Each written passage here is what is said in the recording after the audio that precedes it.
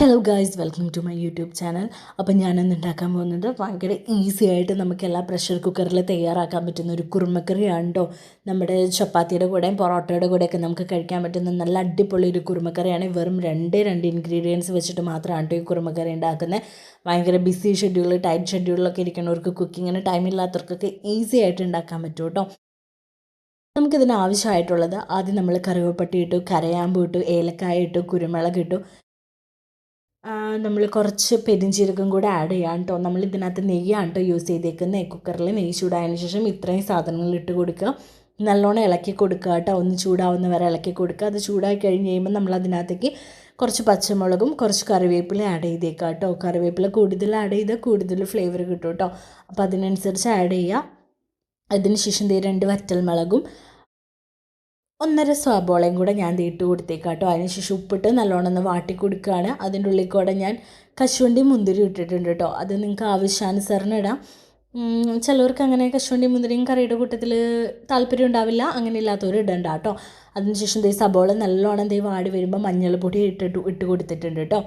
മഞ്ഞൾപ്പൊടി നല്ലോണം ഇളക്കി കൊടുത്തു. അതിനുശേഷം നമ്മൾ പറഞ്ഞില്ലേ, വെറും രണ്ട് ഇൻഗ്രീഡിയൻസ്, നമ്മുടെ ഉരുളക്കിഴങ്ങും നമ്മുടെ ക്യാരറ്റും നല്ല കുനുകുനാന്ന് അരിഞ്ഞിട്ട് നമ്മൾ അതിനകത്തേക്ക് ആഡ് ചെയ്ത് കൊടുക്കുക കേട്ടോ. എന്നിട്ട് അതൊക്കെ നല്ലോണം ഒന്ന് ഇളക്കി കൊടുക്കുക കേട്ടോ. നല്ലപോലെ ഒന്ന് ഇളക്കി കൊടുക്കുക. എന്നിട്ട് നമുക്ക് വെയിറ്റ് ചെയ്യാം കേട്ടോ. അതിനുശേഷം നമ്മൾ കുറച്ച് വെള്ളം ഒഴിച്ച് കൊടുക്കുക കേട്ടോ. ഞാനിവിടെ ഒരു 1.5 ഗ്ലാസ് വെള്ളമാണ് ഒഴിച്ച് കൊടുക്കുന്നത്. അപ്പം നിങ്ങൾക്ക് കൂടുതൽ ആൾക്കാരുണ്ടെന്നുണ്ടെങ്കിൽ കുറച്ചുകൂടെ വെള്ളം ആഡ് ചെയ്ത് കൊടുക്കുക കേട്ടോ. ഞാനിവിടെ ആകെ 1.5 ഗ്ലാസ് വെള്ളമാണ് ഒഴിച്ച് കൊടുത്തിരിക്കുന്നത്. ദെൻ നമ്മുടെ പരിപാടി കഴിഞ്ഞു. ഇനി പ്രഷർ കുക്കർ അടച്ച് വയ്ക്കുക. വിസിൽ വരാൻ വേണ്ടിയിട്ട് നമ്മൾ വെയിറ്റ് ചെയ്ത് നിൽക്കുവാണ് കേട്ടോ. അപ്പോൾ ഒരു 3 വിസിൽ നമുക്ക് അടിക്കാം. അത് കഴിഞ്ഞിട്ട് തീ കുറച്ചിട്ടിട്ട് നമുക്ക് വേവിച്ചെടുക്കാം കേട്ടോ. ഞാനൊരു 3 വിസിൽ വരെ അടിക്കണുള്ളൂ. ഇപ്പോൾ ഭയങ്കരമായിട്ട് ഉടഞ്ഞ് കിട്ടണം എന്നുള്ളവർ കൂടുതൽ വിസിലടിക്കുക, നല്ലോണം വേവണവരെ വെയിറ്റ് ചെയ്തോളൂ. അപ്പം ഞാനങ്ങനെ ഭയങ്കരമായിട്ട് അങ്ങോട്ട് ഉടച്ചെടുക്കണില്ല. ഇപ്പോൾ ചിലവർക്ക് ഭയങ്കര നല്ല രീതിക്ക് ഇങ്ങനെ ഉടഞ്ഞ് കഷ്ണമില്ല എന്ന് തോന്നുന്ന അങ്ങനത്തെ രീതിക്കായിരിക്കും ഇഷ്ടം. അപ്പോൾ അങ്ങനെയുള്ളവർ ആ ഒരു ഇതിലെടുത്തോളൂ. ഞാനിങ്ങനെയാണ് കേട്ടോ എടുക്കുന്നത്. അപ്പോൾ നമ്മളിത് വെയിറ്റ് ചെയ്യാണ് കേട്ടോ.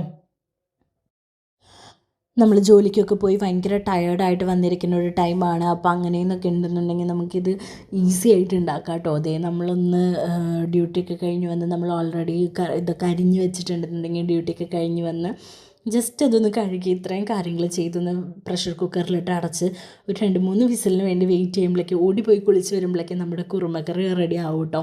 അത്രയ്ക്ക് വളരെ സിമ്പിളായിട്ട് നമുക്ക് എല്ലാവർക്കും വീട്ടിൽ റെഡിയാക്കാൻ പറ്റുന്നതാണ്. അപ്പോൾ നമ്മുടെ വിസിലടിച്ച് കഴിഞ്ഞിട്ടുണ്ട് കേട്ടോ. അതിന് ശേഷം നമ്മൾ ചെയ്യേണ്ടത് ചെറിയൊരു പാൻ വയ്ക്കുക, കുറച്ച് വെളിച്ചെണ്ണ ചൂടാക്കുക. അതിനകത്തേക്ക് നമ്മുടെ കടുകും വറ്റൽമുളകും കൂടിയിട്ട് പൊട്ടിക്കുക കേട്ടോ. പിന്നെ ഫ്ലേവറിന് വേണ്ടിയിട്ട് കുറച്ച് വേപ്പിൻ്റെ ഇലയും കൂടെ ഞാൻ ആഡ് ചെയ്തിട്ടുണ്ട്. ഞാൻ നേരത്തെ കറി ബൗളിലേക്ക് പകർത്തി വെച്ചിട്ടുണ്ട്. അതിനകത്തേക്ക് ഈ കടുകിട്ടത് മീൻസ് വെളിച്ചെണ്ണയിൽ പൊട്ടിച്ചത് ഒന്ന് ഒഴിച്ച് കൊടുക്കുക കേട്ടോ. അത്രയേ ഉള്ളൂ. അപ്പോൾ നമ്മുടെ ഈസി കുറുമക്കറി റെഡി. ചപ്പാത്തിയുടെ കൂടെയൊക്കെ കഴിക്കാൻ അടിപൊളിയാണ്. അപ്പോൾ എല്ലാവരും ഒന്ന് ട്രൈ ചെയ്തിട്ട് അഭിപ്രായം അറിയിച്ചോളൂ കേട്ടോ. അപ്പോൾ ഓക്കെ, ബൈ.